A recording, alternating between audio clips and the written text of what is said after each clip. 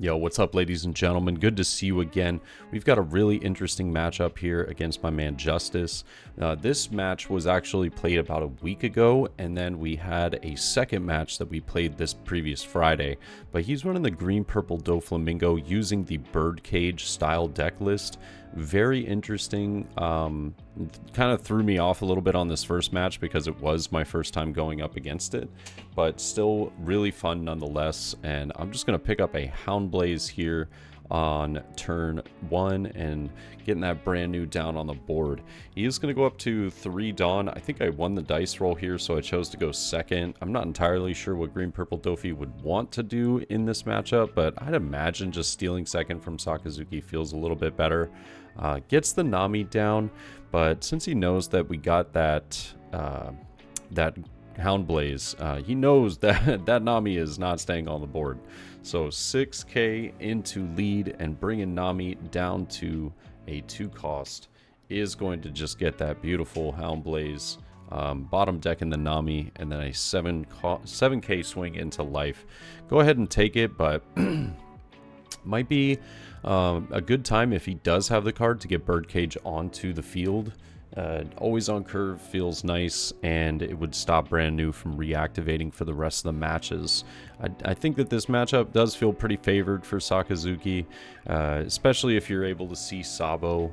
Sabo pretty much single-handedly just stops Birdcage as a whole, as well as Borsalino blocker being in the deck. That card alone just kind of does the thing. But Buena Festa is going to search out a card from the top 5. And I remember I didn't see the card, and I asked if I couldn't remember exactly what he got, and he showed me that it was an Uta blocker, but it was kind of irrelevant because I think he ends up playing the card right here. So as much as I was like, hey, I didn't see what you got, it really didn't matter because he was about to play it anyways. And now we got 6 Dawn to work with here. I don't really have an incredible 6 Dawn play, but I am just going to swing 1 into the Uta, or it's 1 into life, lowering the Uta here by 1. Just annoying. Gets a card out of hand. He could also block if he's really nervous about it, which makes me happy. You know, it's always kind of a bait right here. It's like, how much do you care about that card?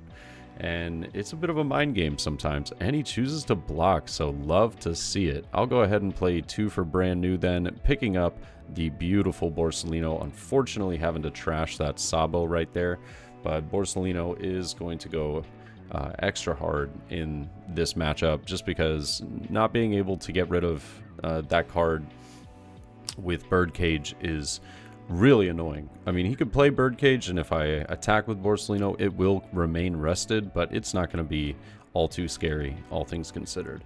And now 7 Dawn for that amazing Luffy blocker. Gets out another film card, putting down the Uta. Uta is so annoying in this matchup, but that's why we're just going to get rid of it with Borsalino. You know, being able to rest a lot of my characters is just, ugh. Hate it, you know.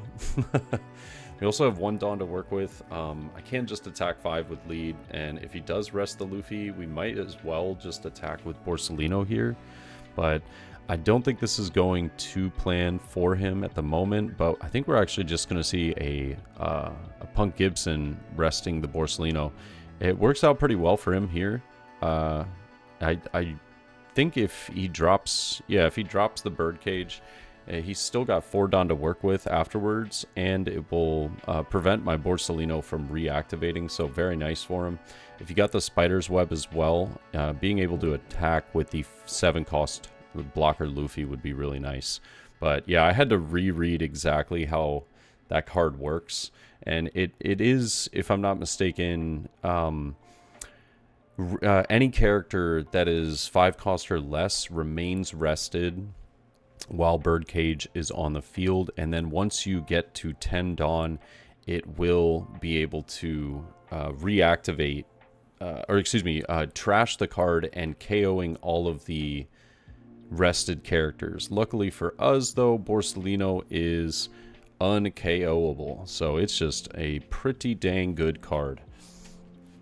And now going into this, we'll see a Punk Gibson resting the brand new for the 6K swing, and now 8 from Borsalino is going to get through. And yeah, that Dracula Mihawk did me a very good favor right there, just being able to take out that 7-cost Luffy. So at the end of his turn, Birdcage is going to activate, but fortunate for us, we don't have any really like important cards on the field.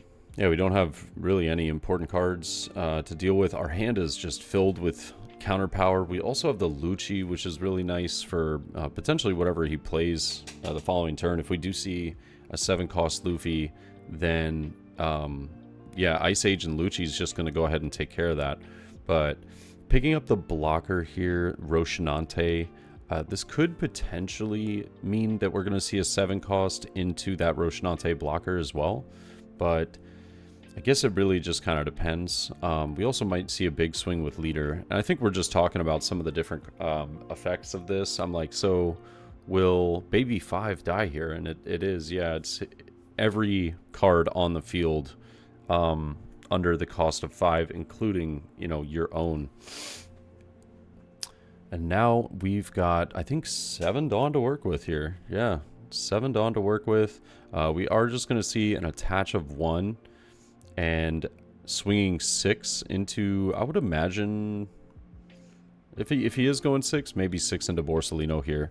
I think we're just talking about like how the card effect works in certain things. So like if he wanted to save Baby 5, since it would be removed, that Roshinante blocker could come in pretty clutch. I think that card is going to be actually sick for green in the future. Obviously in the Perona deck, it's going to go exceptionally well with how that deck builds, but very interesting overall, just a very interesting effect. And now a 6 into the Borsalino. I'm just going to go ahead and counter out for that one. And now an attaching 5 here into the Buena Festa. I'll just go ahead and take. I'm not going to use the trigger, even though we did find a Helm Blaze. Could have protected the brand new, but not really necessary. He's just going to let the Baby 5 and the oh my goodness, I'm forgetting the name of the 1-cost searcher, but Buena Festa go down there. But we are so comfy at this point. We have so many blockers in hand, so many counters. I'll go ahead and cycle the Lucci, drawing into another Lucci. But we can just Hound Blaze that blocker. And I know that with 2 active, there is a potential of seeing a Punk Gibson, so I just go ahead and attack with Borsalino. I don't want to dedicate any Dawn to it as well. It forces out a Chopper from hand, so I'm pretty happy with this. I knew that I didn't need to end the match this turn anyways, but I am just going to go for a pretty big 9k swing here.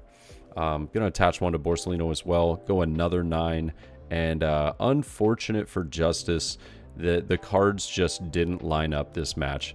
Didn't see any of the 2-cost events other than the 1 Punk Gibson. Drawing into the 0-cost events and the Doflamingo right there. Really rough at the end of the first match. But we do hop into a second match that we played this past Friday, I believe.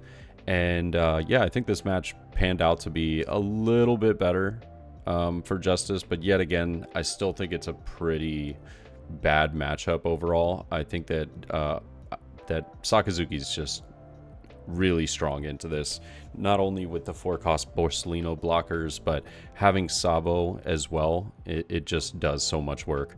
But Baby 5 is going to search out a Doflamingo card, and we do find the Sugar here. Sugar is actually a pretty annoying card for us. Now, it's not the end of the world, but it's a pretty annoying card. I'll go ahead and get Baby 5 off the board, though, and with 3 Dawn, I'll just play Tashigi and pass. I really just want this as bait for potentially the Sugar play. He is at 4 Dawn, and Sugar can come down and Tashigi can just get KO'd here, but I'm not sweating it too much if that's the case. I just kind of wanted it to see what happens here. I will take the 5k swing, though, and then Nami gets a search off, getting that Buena Festa, so adding some more counter power to hand. I know I'm going to have to look out for Birdcage. I would love to find Sabo if possible. Sabo just is so excellent at the end of this match. Whenever Birdcage is going to activate, just being able to protect all of my rested characters is extremely important. So 5k swing, lowering Nami does choose to take. So now I know that I can be really, really aggressive here. Probably get him down to 2 life. And I'll go ahead and bottom deck that Nami and attach an extra Dawn and swing 8. The only reason I'm attaching this extra Dawn is just in case of the 0 cost event. You know, obviously Punk Gibson and some other cards are going to get there. Does end up using the Punk Gibson, which I'm very happy with. I think that taking the life there wouldn't have been that bad, just saving the event and potentially, you know, yeah, you might be lower on life, but give you some more resources and options in the hand. And now we are looking at the Birdcage turn, if I had to take a guess.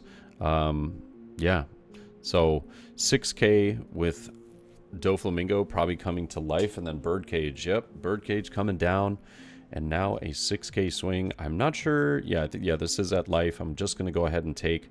I was trying to find the Sabo, and it's just not working out for me. Just not seeing that card is so rough sometimes. And I forgot that I couldn't reactivate the Tashigi, so I had to keep that unactive.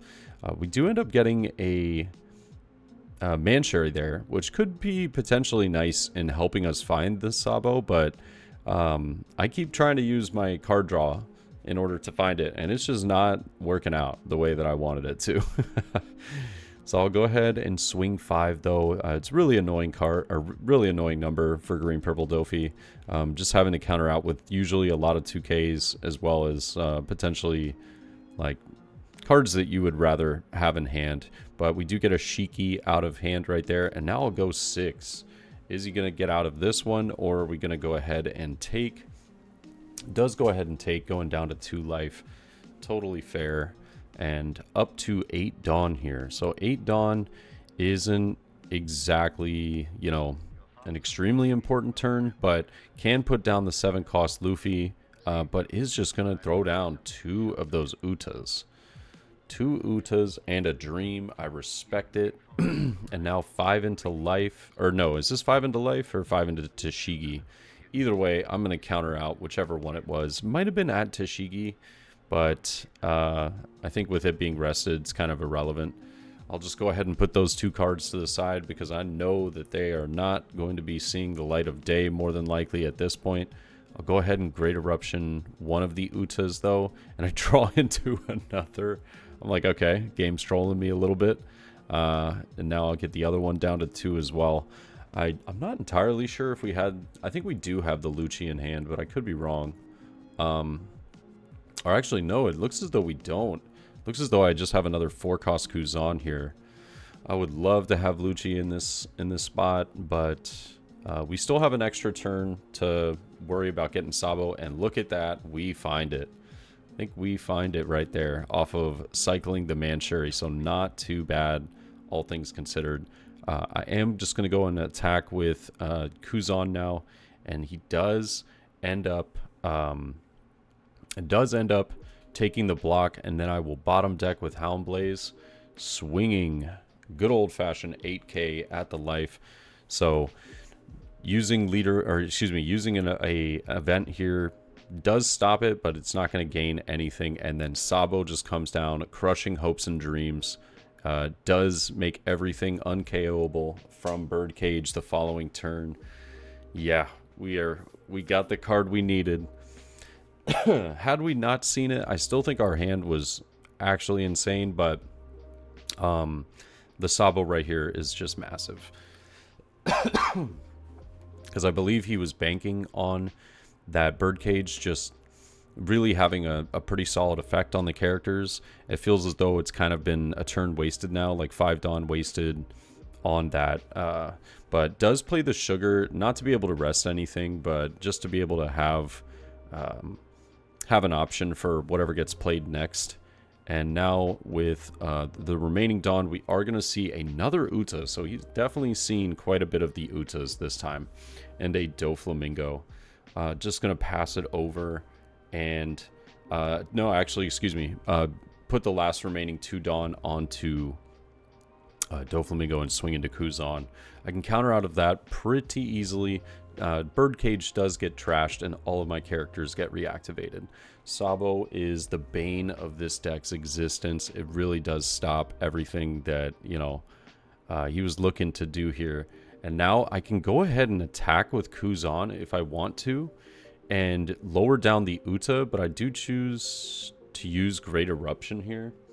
I think I wanted to use Lucci. I'm just trying to decide on how exactly I want to do it.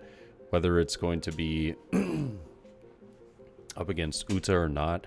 I'm just thinking, in my head, I'm just trying to think, like, with the Doflamingo blocker that he has on board, it does stop some of the removal. And I'll go ahead and do Lucci on these 2. He does get to choose which card he wants to save here. And he does choose to save the sugar. Resting the Sabo blocker, not too bad for me overall though, because as much as I don't have an active blocker at the moment, we still have options in hand, but we also have 2 potential lethal swings coming at life this turn. I still have the Houndblaze in hand as well. I do go ahead and cycle, or actually, yeah, no, I do go ahead and cycle the Borsalino just to get a little bit more counter power. Go 3 into the sugar, see if I can get lucky.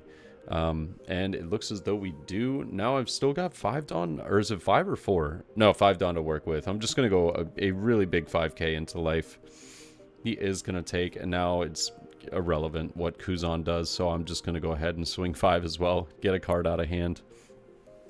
We're looking very comfy. I've got the Rebecca into Houndblaze combo with 2 Surus to follow it up, so whatever blocker he's putting down, we should be able to get rid of. Getting him down to no life early into this match stops the 10 cost Doflamingo, which I do think is arguably this deck's biggest threat. Is once that card comes down, it can become a little bit tricky. But yeah, he's going to play another Birdcage and gets a Nami search off. The Birdcage does wipe my entire board, but can he stop with only 2 Dawn active a 16k swing? Because that's what we're doing. We are going 16k straight to the face, and unfortunately not able to stop it there. But I just thought it was a really fun match, really interesting deck list. I think the Birdcage is really nice into some of the matchups in the meta, but Sakazuki just ain't it, you know. But let me know your thoughts, guys, as always, and I will catch y'all in the next one, all right? Peace.